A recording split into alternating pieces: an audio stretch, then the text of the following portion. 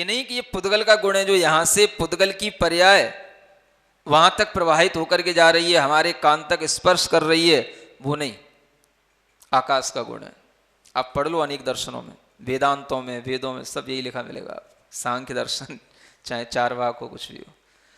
तो ये क्या है, इसी को बोलते हैं परसमया, पज्जय मूढ़ा ही परसमया। जिनके लिए द्रव्य का ज्ञान नहीं, कौन से द्रव्य से कौन सी पर्याय बनती है, कौन से द्रव्य का काम है।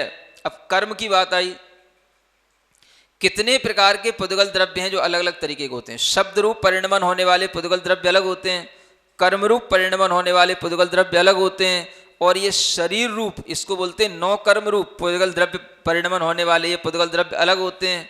मन के रूप में परिणमन होने वाले पुद्गल द्रव्य अलग होते हैं, और इन सबको कोई नहीं जानता, सब एक ढर्रे में बहे जाते हैं। बस किसी से पूछो मन कैसे बनता है, शरीर बन जाता है तो मन बन जाता है,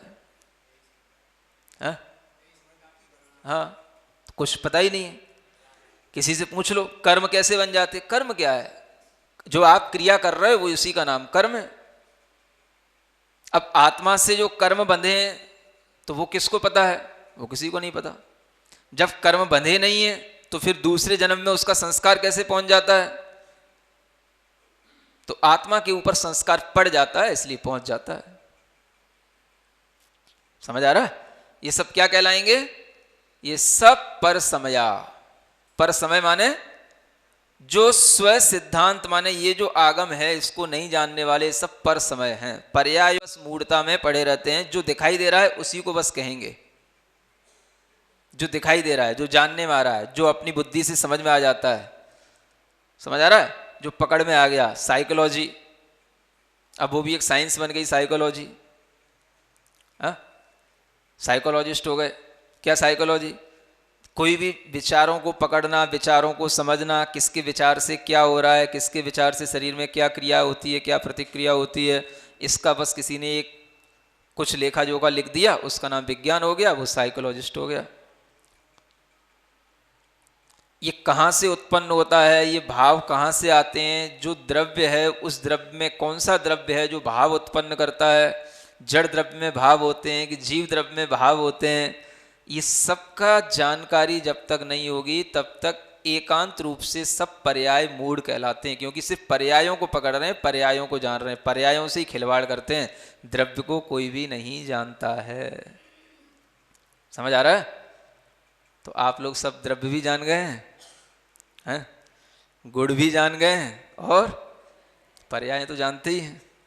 तो द्रव्य गुण और पर्यायों का ऐसा स्वरूप जो जानता है वह तो कहलाएगा स्वसमय वाला, है ना, वो पर्याय मूढ़ नहीं कहलाएगा। लेकिन जो केवल पर्यायों को ही जानता है, परिणतियों को ही पकड़ता है, उसको कहेंगे पर्याय मूढ़। पर्याय मूढ़ को ही पर समय यहां पर कहा गया है, माने वह अन्य सिद्धांत को जानने वाला है, जिनेंद्र भगवान की वाणी को जानने वाला नहीं है।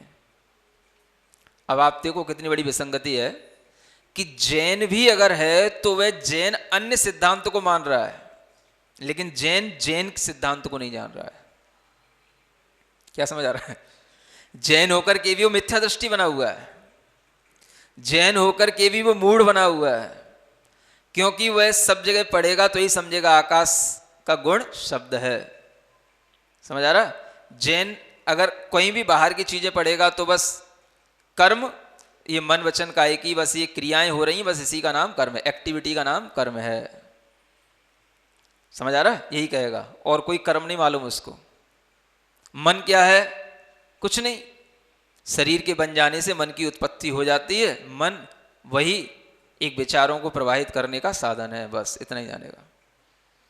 तो सब जान तो रहा है, लेकिन क्या जान रहा है, पर समय को जान रहा है, स्व समय को कुछ भी नहीं जान रहा है, इसलिए वो जैन मिथ्या दृष्टि कहलाएगा। उसको क्या टाइटल दिया जाएगा, समझ आ रहा है, हाँ। अब जैन को तो सम्यक दृष्टि होना चाहिए ना, समीचीन दृष्टि होना चाहिए, सब कुछ बात कम से कम अपने सिद्धांत की बात तो अपने को मालूम होनी चाहिए, वही नहीं मालूम उसको, और दुनिया की बात है सब मालूम है। नहीं, वो सब अब अग्रहित ग्रहित तो और ज्यादा कॉम्प्लिकेटेड वर्ड हो जाते हैं। ये थोड़ा सा बस अब सीधा सीधा बोलो जैन मिथ्या दृष्टि, तो थोड़ा उसको लगेगी, थोड़ी बात चुभेगी ना, थोड़ा सा वो सोचेगा कि ये जैनों में कौन सी क्वालिटी आ गई। हाँ, जैन मिथ्या दृष्टि। सम्यक अजैन तो मिथ्या दृष्टि है सो है ही, लेकिन जैन मिथ्या दृष्टि, समझ आ रहा है? अजैन भी सम्यक दृष्टि हो सकता है, अगर वो इस चीजों को पढ़ता है समझता है, वो भी सम्यक दृष्टि बन जाता है। लेकिन अगर जैन इन चीजों को नहीं समझता, नहीं पढ़ता, नहीं मानता, तो वह भी मिथ्या दृष्टि हो जाता है। तो आज जैनों के लिए ये एक बात सामने आनी चाहिए कि हम जैन तो हैं, लेकिन हमें जैनों के लिए जैन सम्यक दृष्टि बनना है। जैन सम्यक दृष्टि कब बनेगा? जब उसे ये स्व समय का ज्ञान होगा। स्व समय माने स्व आगम का ज्ञान होगा। नहीं, जब उसको स्व समय में सब आ जाएगा। अगर आप कोई भी शास्त्र पूरा पढ़ेंगे, कोई भी प्रवचन सार हो, चाहे कोई भी ग्रंथ हो, आप उसका समझेंगे तो आपको देव शास्त्र गुरु सब बन जाएगा, सबकी ज्ञान, सबका स्वरूप समझ में आ जाएगा। क्योंकि जब द्रव्य गुण पर्याय का स्वरूप समझ में आएगा तभी तो आपको ये समझ आएगा ना कि देव माने भगवान क्या है। तो भगवान भी जो है कोई ऐसा नहीं कि पूरा एक लिक्विड की तरह फैला हुआ पूरा द्रव्य है भगवान जो पूरे में व्याप्त है? भगवान भी तो एक एक अपना स्वतंत्र अलग अलग आत्मा द्रव्य के रूप में है। तो वही आत्मा जो शुद्ध हो गया है वो भगवान है। तो द्रव्य से ही वो चीज ज्ञान में आएगी। द्रव्य गुण पर्यायों के ज्ञान हो जाने से ही सब ज्ञान आ जाएगा। संसारी आत्मा कौन, सिद्ध आत्मा कौन, पर्यायें कौन सी हैं, किसकी हैं, कल बता चुके हैं। शुद्ध द्रव्य की पर्यायें कौन सी होती हैं, संसारी द्रव्य की पर्यायें कौन सी होती हैं, सब कल बता चुके हैं। तो द्रव्य गुण पर्याय से पूरा का पूरा ज्ञान हो जाता है। इसलिए हर जैन को ये द्रव्य गुण पर्यायों का ज्ञान करना चाहिए, समझना चाहिए, मानना चाहिए और ये अपनी धारणा में रख करके चलना चाहिए। तभी वो जैन सम्यक दृष्टि कहलाएगा। नहीं तो वह जैन तो रहेगा लेकिन मिथ्या दृष्टि ही बना रहेगा। समझ आ रहा है? ये एक जैनों के लिए अच्छी चुनौती वाली चीज है। हाँ, जैनों को क्या बनना है? सम्यक दृष्टि। सम्यक दृष्टि कब बनेंगे? जब ये द्रव्य गुण पर्यायों के स्वरूप को जानेंगे तब बनेंगे। हाँ, इसलिए हर किसी जैन के लिए ये समझना कि हम पर्यायों में केवल मूढ़ होकर के पर समय वाले न बने रहें। पुण्य का फल क्या है? उस पुण्य का हम किस में लगा दें? भगवान की भक्ति करने में लगा दें। भगवान के लिए, भगवान के मंदिर के लिए, भगवान की प्रतिमा के लिए, भगवान के जिनालय के लिए, या हम किसी भी तरीके से देव शास्त्र और गुरु के लिए हम अपना सब कुछ जो हमें मिला है उसको हम कुछ कुछ उसमें अर्पित करने की भावना रखें। तो क्या होगा? जो चीजें आज आपको मिली हैं वो आगे भी लगातार निरंतर मिलती रहेंगी। इसलिए भगवान की भक्ति करने का मतलब होता है अपने पुण्य को और बढ़ाना। भगवान की भक्ति करने का मतलब क्या है? अपने पुण्य को और बढ़ाना। उसी के लिए यहाँ कहा जा रहा है कि ये सब चीजें हमें मिली हो और अगर हम भगवान की भक्ति नहीं करेंगे तो हमारा पुण्य क्या होगा? घट जाएगा, कम हो जाएगा। धीरे धीरे हम पुनः जीरो पे खड़े हो जाएंगे। इसलिए जीरो नहीं बनना, हीरो बनना है ना सबको। समझ आ रहा है ना? तो भगवान की भक्ति करने से ही हर व्यक्ति जीरो से हीरो बन जाता है। वही यहाँ कहा जा रहा है। भक्ति करने के लिए थोड़ा शक्ति की भी आवश्यकता होती है। किसकी? अगर शक्ति नहीं होती है तो भक्ति भी पूरी नहीं हो पाती। भगवान की भक्ति करना है तो शक्ति लगा करके करना है। आपने अभी अभी एक बड़ा अच्छा संकल्प किया है कि हमने जिनेंद्र भगवान का जिनालय बनाने का, एक नया भव्य जिनालय बनाने का संकल्प लिया है। ऐसा आप लोगों ने अभी नारियल चढ़ाया है। बनने की परिकल्पना चल रही थी। सेठ ने कहा महाराज मेरे अभी बेटे की शादी होनी है, अभी मैं मंदिर के लिए कुछ नहीं दे सकता। सुन रहे हो ना? कोई बात नहीं, शादी कर ले बेटे की। बेटे की शादी हुई, पत्नी आई और बेटे की शादी में उसने 1 करोड़ रुपए खर्च किया। कितना? सुन रहे हो? मंदिर के लिए बोला उसने महाराज अभी मेरे बेटे की शादी हो रही है, अभी मैं मंदिर के लिए कुछ नहीं कर सकता। 20 लाख के तो उसने वह बैंकेट हॉल लिया था जिसमें उसकी शादी हुई थी, 20 लाख रुपए उसके वहां खर्च हुए थे। समझ आ रहा है? ऐसी भव्य उसने शादी की, 1 करोड़ की शादी हुई, घर में बहू आई और वह बहू 1 महीने के बाद ही नौटंकी करने लगी। कैसी नौटंकी? समझ आ रहा है? 1 महीना नहीं हो पाया और उसके नाटक शुरू हो गए। घर में जो उसके लिए जेवर मिला था, जो उसके लिए धन मिला था, वो सब उसने अपने पिता के घर पहुंचा दिया। सुन रहे हो?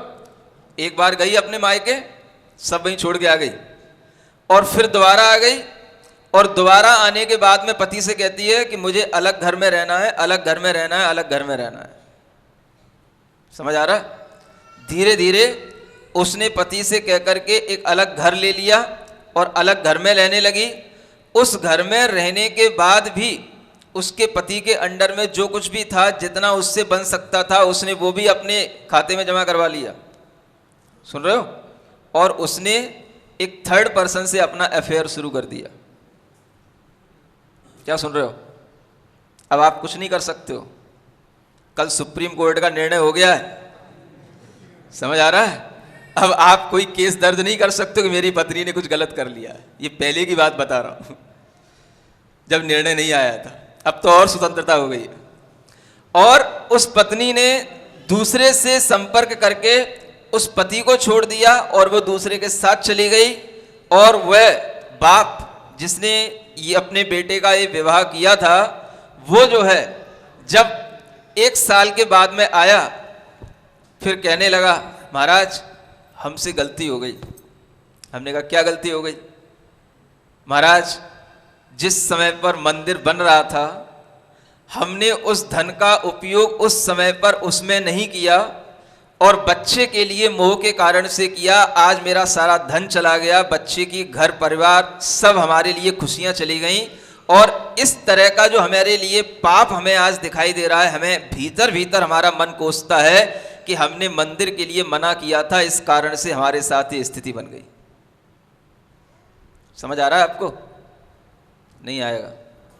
दिल्ली वालों को थोड़ी देर से समझ में आता है। जब तक घर में एसी लगे हैं, जब तक घर में सुख साधन चल रहे हैं, तब तक कुछ समझ कैसे आ सकता है?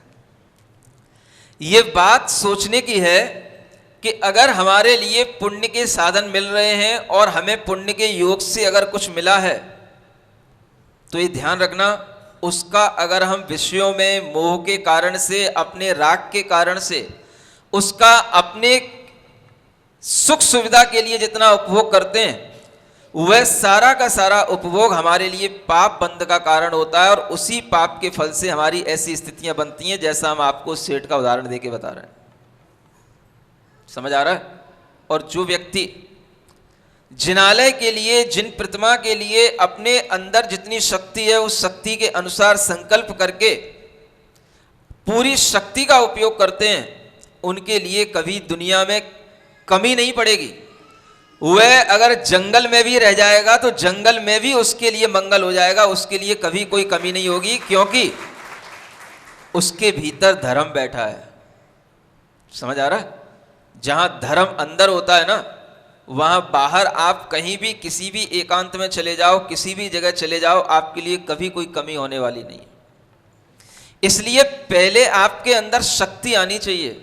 और शक्ति कब आएगी? जब आप भक्ति करोगे तो शक्ति आएगी। क्या सुन रहे हो? शक्ति कैसे आएगी? भक्ति करने से आएगी।